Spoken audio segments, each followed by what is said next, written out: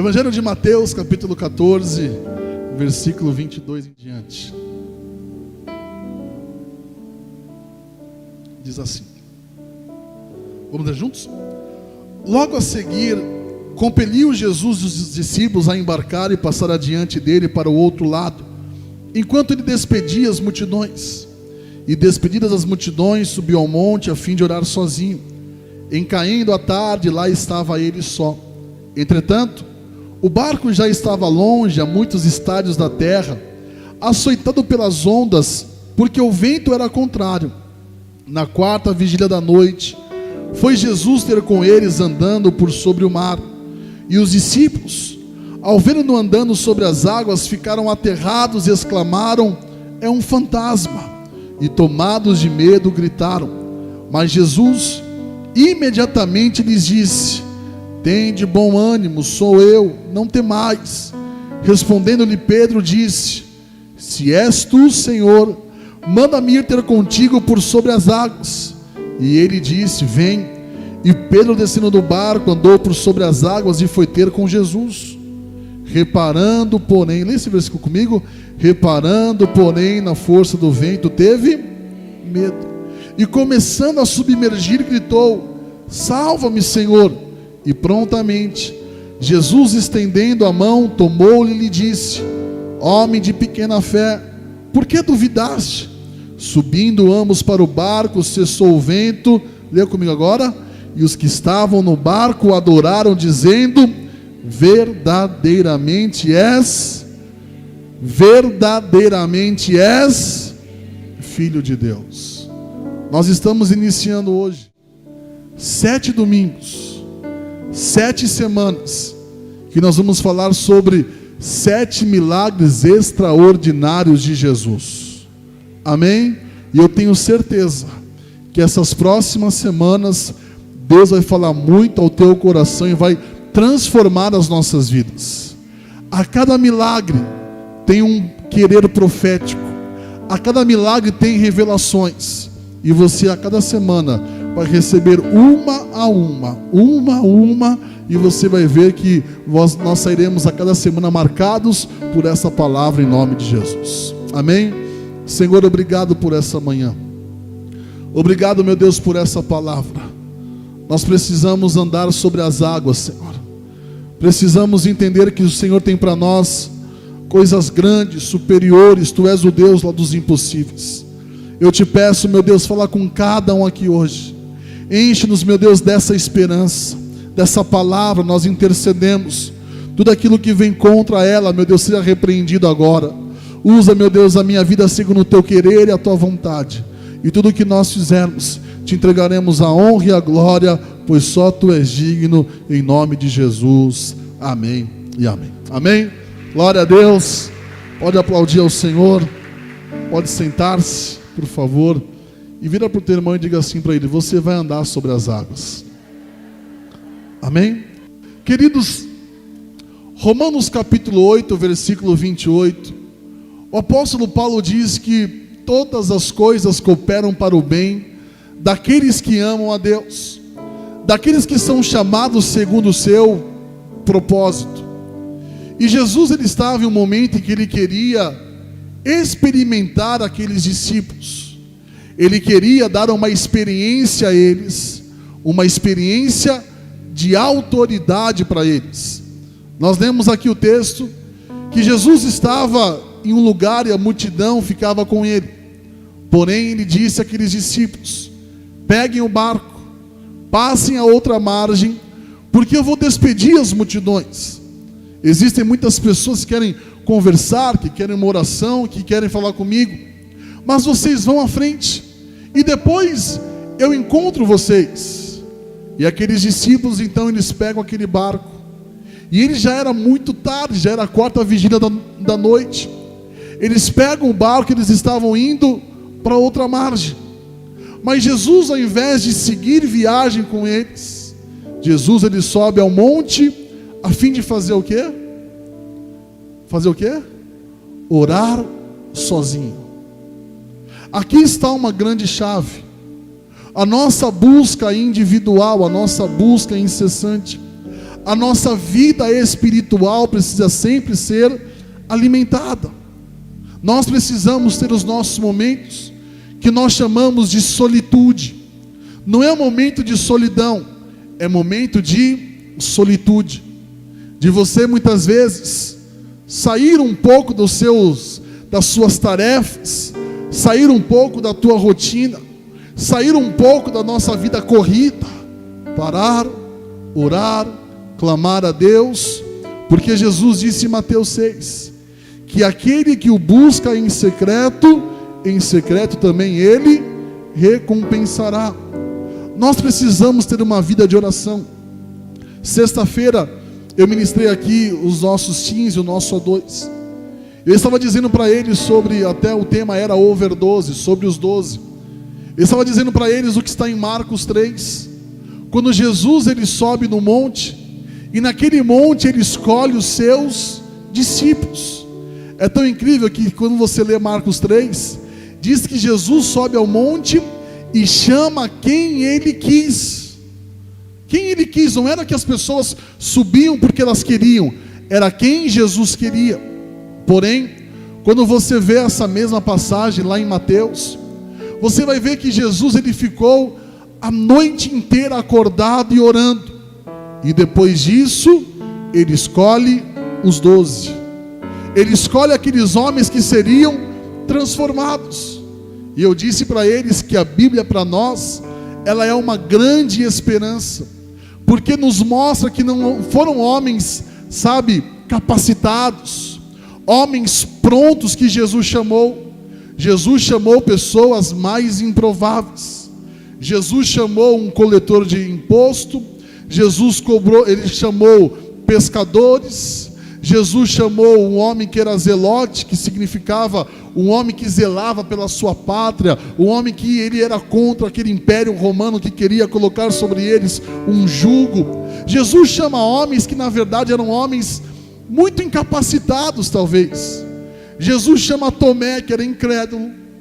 Jesus chama Natanael, que era um homem que era tão crítico a tudo, ele era preso à religiosidade, mas Jesus o chama debaixo de uma figueira.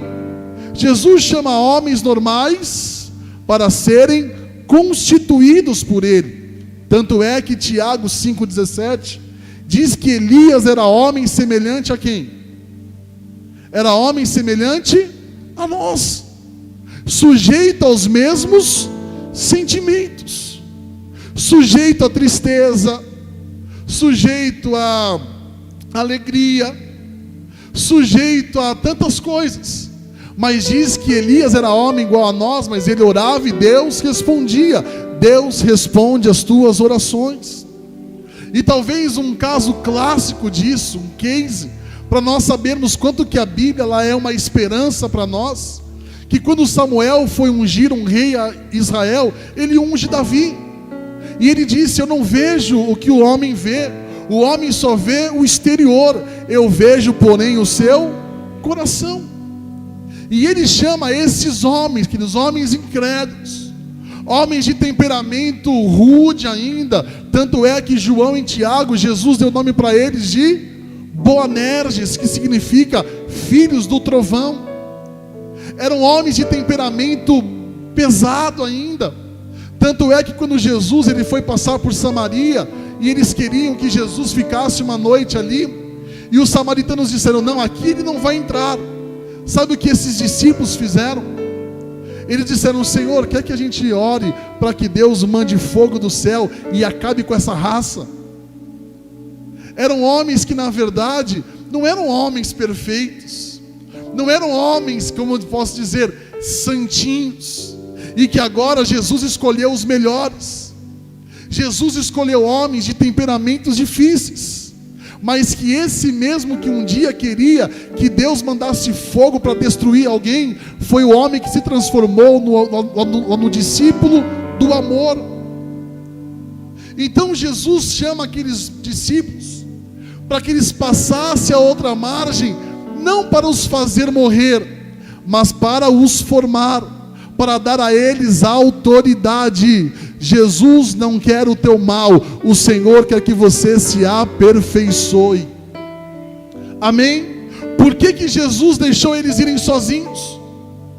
Jesus queria o mal deles? Não, Jesus queria aperfeiçoá-los.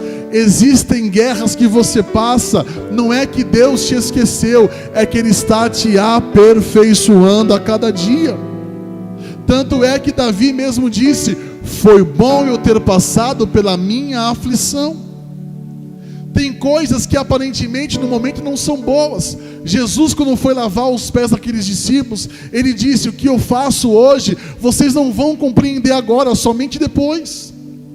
Tem coisas que nós passamos hoje, mas que nós vamos compreender o querer, a vontade, o propósito de Deus depois, posteriormente. E Jesus enviou eles daquela maneira, sozinhos, para aperfeiçoá-los. Porém, quando eles estavam sozinhos, eles começaram a sofrer ventos contrários. As ondas cresceram, e eles estavam desesperados. Eles achavam que não teria mais jeito. Mas, de repente, no meio daquela aflição, quem aparece? Jesus. Jesus aparece andando sobre as águas. E Pedro, que talvez era o mais ousado, no sentido não talvez de fé somente, mas de alguém que pensava e falava, alguém que era mais impulsivo, ele disse: Senhor, se és tu mesmo, me faz andar sobre as águas também. E Jesus disse: vem, Pedro. E esse é um convite de hoje. O Senhor está convidando a sua igreja para viver coisas sobrenaturais, porque a igreja e essa geração de hoje, ela está a um fio de se transformar em mais filósofos do que homens e mulheres de fé. Está a um pingo, a um milímetro, a um fio das pessoas conhecerem a letra, as escrituras e conhecerem tudo. Mas Jesus disse em Mateus 21: vocês erram porque vocês não conhecem o poder de Deus. E é o que nós precisamos conhecer no meio dessa tempestade, no meio desse vento contrário, no meio dessas ondas agitadas. Ele nos fará andar de maneira milagrosa e sobrenatural. Amém? Então, em momentos difíceis, sempre você vai encontrar um caminho de livramentos. Vira para o teu irmão e fala assim para ele: em momentos difíceis, o Senhor vai te mostrar um caminho de livramento. Amém? E fala assim para ele: Jesus quer te ensinar a andar sobre as ondas, quer te ensinar a andar sobre as dificuldades. Amém? Porque Ele mesmo disse: no mundo passareis por aflições, mas tem de bom ânimo, porque eu já venci o mundo. Andar sobre as águas significa passar por aflições, mas ser soberana a ela. Já viu pessoas que estão bem quando tudo está bem? Já viu pessoas que são felizes quando tem dinheiro, mas são terríveis quando não tem? Porque nós oscilamos de acordo com aquilo que nós passamos. Mas Paulo disse: eu aprendi a viver contente em toda e qualquer situação, tanto sei ser humilhado como honrado, passar por escassez como por abundância. Eu tudo posso naquele que me fortalece. Paulo falou isso porque espiritualmente também ele estava andando sobre as águas. Ele estava acima das suas dificuldades, e eu profetizo que nada vai roubar a tua fé e nada vai roubar o teu ânimo. Nós vamos andar sobre as águas em nome de Jesus. Amém? Aleluia, aplauda ao Senhor. Nós vamos andar sobre as águas. Tem a toalha? Amém? Tanto é que Pedro, quando ele começa a andar sobre as águas, diz aqui no versículo número 30, reparando porém na força do vento, Pedro teve medo, e começando a submergir, gritou: salva-me, Senhor. E aquilo que Paulo fala a Timóteo: muitos vieram a naufragar na fé. Tem muitas pessoas naufragando na fé, mas eu não vou, e nem você, em nome de Jesus. Nós vamos permanecer firmes e inabaláveis. Porém, como eu te disse, a Bíblia é um livro de tanta esperança para nós, que nos mostra até que nos dias que a gente fica mal, nos dias que nós desanimamos, nós sempre teremos um braço para nos sustentar. Amém? Eu vou repetir: sempre haverá um braço forte para te sustentar todos os dias, os momentos, a cada manhã. Ele vai te sustentar em nome de Jesus. Amém? Leia comigo bem forte Isaías 41:13. Leia comigo bem forte: porque eu, Senhor teu Deus, te tomo pela tua mão direita e te digo: não temas, que eu te ajudo. Leia de novo: eu, Senhor teu Deus, te tomo pela mão direita e te digo: não temas, eu te ajudo. Amém? Mas não importa se você está bem ou não, o importante é: o Senhor vai te sustentar e vai te levantar. Amém? E para nós andarmos sobre as águas, nós precisamos, em primeiro lugar, em meio às guerras, nós não podemos enxergar fantasmas. Amém? Diga assim: em meio à guerra que eu estou passando, eu não enxergarei fantasmas. Amém? Normalmente, em tempos de guerra, nós perdemos o nosso controle emocional e nós vamos sofrendo. E uma das coisas mais terríveis, e uma das coisas que o diabo ele mais se aproveita, se chama o nosso desespero. Já viu pessoas desesperadas? Como que elas fazem besteira? Já viu pessoas que não estão bem emocionalmente? É o prato cheio para o diabo fazer a vontade dele. Porque às vezes no meio das guerras, nós só enxergamos fantasmas, nós não conseguimos enxergar o que Deus pode fazer. Porque os nossos olhos têm a maior tendência a enxergar só dificuldades. Mas é tão incrível que o Senhor disse que nós devemos sempre olhar para o autor e consumador da nossa fé. Nós podemos olhar e não esperar: ainda faltam 4 meses. Você pode olhar e ver que os campos já estão prontos para a tua colheita, em nome de Jesus. Amém? Olha o que diz em 2 Reis, capítulo 6, 17. Eu amo esse versículo, leia comigo. 2 Reis 6, 17. Orou Eliseu e disse: Senhor, peço-te que lhe abras os olhos para que veja. O Senhor abriu os olhos do moço. E o que ele viu, queridos? E ele viu que o monte estava cheio de cavalos e carros de fogo em redor de Eliseu. Eliseu começa a sofrer uma perseguição tão grande que os inimigos vieram e cercaram a cidade dele. Geazi, que era o mais incrédulo, Geazi era incrédulo, sabia? Foi ele que foi orar pelo filho daquela mulher que o seu filho tinha morrido, sunamita. Foi ele que foi orar. Eliseu disse: vai na frente e ora por ele. Ele orou e nada. Eliseu chegou, deitou sobre o menino, orou uma vez, levantou, orou de novo. Ele espirra 7 vezes e ele ressuscita. Por isso que Mateus 13:58 diz: Jesus não fez milagres em Nazaré por causa da incredulidade deles. Geazi representa a nossa visão incrédula das coisas. Representa a nossa visão que nós só enxergamos fantasmas. Fantasmas são coisas que não existem, mas que nós criamos da maneira mais terrível. E nós achamos que vai acontecer o pior. Não, Apocalipse 3 diz: aconselho-te que de mim você compre óleo e você unja os teus olhos, a fim de que você veja. E eu vim aqui hoje dizer: você não vai enxergar fantasma, você vai enxergar que o livramento já chegou, em nome de Jesus. Amém? Quando Eliseu, ele falou: Senhor, abre os olhos desse incrédulo. E quando Geazi abriu os seus olhos espirituais, ele não enxergava só os inimigos, ele enxergava os carros de fogo, os anjos de Deus, tudo que Deus tinha enviado para guardar a Eliseu. Hoje você não vai enxergar o problema, a dificuldade, o inimigo. Você só precisa de uma coisa: enxergar o poder de Deus, em nome de Jesus. Amém? Um dia, não vou falar o nome desse, nem sei se ele é pastor hoje, alguma coisa, mas um dia, quando eu me converti, eu fui num um congresso, alguma coisa assim, de um homem que falava só sobre demônios. É um livro chamado Filhos do Fogo, para você. Aí ele começou a falar, não, porque o demônio é assim, porque a estrela é assim, porque assim, não sei o que lá, porque faz desse jeito. Eu saí dali tão mal.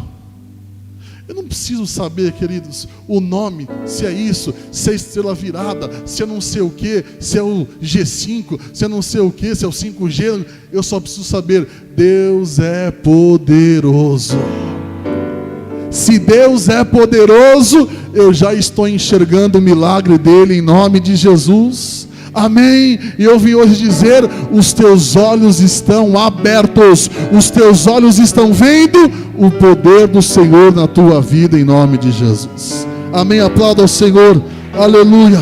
Abra os olhos e enxergue o livramento. Em penúltimo lugar, nós precisamos nos despir de toda incredulidade e medo. Amém. Faz algo profético, diga assim: eu estou hoje tirando de mim toda incredulidade e todo medo. Amém. Enquanto Pedro tinha fé, ele andava sobre as águas, mas quando Pedro teve medo, ele passou a afundar. Por isso que no versículo 30, como nós lemos, reparando porém na força do medo, da força do vento, teve medo e começou a submergir. Você não vai ter medo, você vai ter fé e certeza de que o Senhor está ao teu lado. Quinta-feira eu preguei uma palavra aqui sobre Isaías 43, que fala sobre medo. O Senhor é contigo, não temas, eu estou ao teu lado. E eu falei exatamente sobre isso, porque Isaías disse: se você passar pelas águas, elas não te submergirão. Se você passar pelo fogo, a chama não vai arder em nós, porque o Senhor, Ele está ao nosso lado. Amém. Lança fora esse medo. Aí eu tenho medo de sei lá, vou dar um exemplo, eu vou ter medo de casar e não dá certo, eu tenho medo de fazer isso, não dá certo. Está amarrado em nome de Jesus. Medo não combina com fé. Você tem fé, se Deus falou, faça. Se Deus está contigo, Ele vai te dar vitórias, porque ainda que você passe por dias difíceis, o Senhor está ao teu lado para te socorrer em nome de Jesus. Amém. Aleluia. Aleluia. Leia comigo Hebreus 3:12. Leia comigo: tende cuidado, irmãos, jamais aconteça haver em qualquer de vós perverso coração de incredulidade que vos afaste do Deus vivo. Hebreus 12:2 diga assim: eu vou olhar firmemente para o autor e consumador da fé, que é Jesus. Amém? Se você olhar para Ele, você vai andar sobre as águas. Mas se você olhar para o vento, quer dizer, para a força do vento, se você olhar para baixo, se você olhar dificuldades de uma maneira até imperceptível, você vai afundando, afundando, desanimando. Mas se você olhar para o autor e consumador da tua fé, que se chama Jesus, como é bom falar Jesus, não é? Jesus. Quando você sempre olhar para Ele, você sempre vai andar sobre essas águas. Amém? Vamos aplaudir ao Senhor e vamos ficar de pé. Aleluia. Amém. Por isso que quando Pedro, o primeiro milagre que Pedro realizou, qual foi? Foi encontrar um coxo, não foi? E o que Pedro disse para ele? Olha para mim, não foi isso? Olha para mim, não olha para as suas dificuldades. Olha para mim, não olha para os seus desafios humanos, não. Olhe para mim. E Pedro disse: eu não tenho prata, eu não tenho ouro, mas o que eu tenho eu te dou. Aí ele fala um nome poderoso: em nome de Jesus, levanta aí e anda. E a minha pergunta hoje é: para quem você está olhando? Se você olhar para Jesus, Ele é autor e consumador da nossa fé. Amém? Levante bem alto as tuas mãos, que eu quero terminar essa manhã dizendo, em último lugar, é tempo de nós andarmos sobre as águas. Amém? Levante as tuas duas mãos e diga assim: chegou o tempo de eu andar sobre as águas. Diga o mais forte que você puder, diga: chegou o tempo de eu andar sobre as águas. Amém? Chegou esse tempo na tua vida? Na minha vida chegou esse tempo, em nome de Jesus. Eu quero andar sobre o sobrenatural, eu quero andar sobre as dificuldades, eu quero andar sobre as águas. Para terminar, leia bem forte Isaías 43, versículo 2. Mas você vai ler isso profetizando sobre a tua vida. Leia Isaías 43, versículo 2. Quando eu passar pelas águas. Vamos colocar isso lá na primeira pessoa? Vamos lá. Quando eu passar pelas águas, o Senhor será comigo. Quando eu passar pelos rios, eles não me submergirão. E até se eu passar pelo fogo, não queimarás, não ficarei queimado, nem a chama vai arder em mim, porque o Senhor está ao meu lado. Eu não sei o que você está sentindo, mas eu tenho uma certeza absoluta: essas 7 semanas vão transformar a tua vida completamente, em nome de Jesus. Amém? Levante as tuas mãos aos céus. Aleluia. Você vai orar por essa palavra agora. Se você precisa andar sobre as águas, levante as tuas mãos e comece a orar por essa palavra sobre a tua vida, sobre a tua casa. Em nome de Jesus, ande sobre as águas. Jesus chamou a Pedro para que ele pudesse andar acima das dificuldades. E é o que nós vamos passar, queridos, em nome de Jesus. Arranca o medo agora, arranca o medo, arranca o medo. Todo medo vai sair hoje, em nome de Jesus. Se você estava enxergando somente fantasmas, se você estava enxergando somente dificuldades, se você estava enxergando somente os fantasmas que querem te apavorar, o Senhor vai te mostrar a glória dEle, a presença dEle. Ele está ao teu lado, Ele está ao teu lado. E eu quero terminar essa manhã dizendo: o Senhor está chamando a sua igreja para andar sobre as águas. Amém? Olhe para mim aqui por alguns segundos. Mateus 16, 18. O Senhor disse o que para Pedro? Pedro, tu és pedra, e sobre essa pedra edificarei a minha. Pedro representa a igreja. Chegou a hora da igreja viver e andar sobre as águas. Eu vou repetir: chegou o tempo da igreja andar sobre as águas. A igreja, quando nós falamos igreja, a gente não vai ficar mais um dia bem, um dia mal, um dia chorando, um dia... Nós vamos andar sobre as águas em nome de Jesus. Jesus disse: Pedro, vem. Ele está te chamando hoje, vem. Vem andar sobre as águas. Volta a crer na palavra profética. Volta a crer em milagres. Volta. Porque você não vai afundar, mas o Senhor vai te levantar a cada manhã em nome de Jesus. Senhor, nós te agradecemos por essa palavra. Nós te pedimos, meu Deus, nos faz andar sobre as águas. Nos faz andar sobre as águas, em nome de Jesus. Eu quero andar sobre essas águas, eu quero vencer as dificuldades. Eu não quero, meu Deus, olhar fantasmas. Eu não quero ser tomado de medo. Eu não quero ser incrédulo, meu Deus. Mas eu quero andar sobre as águas. Chegou o tempo da sua igreja andar sobre as águas.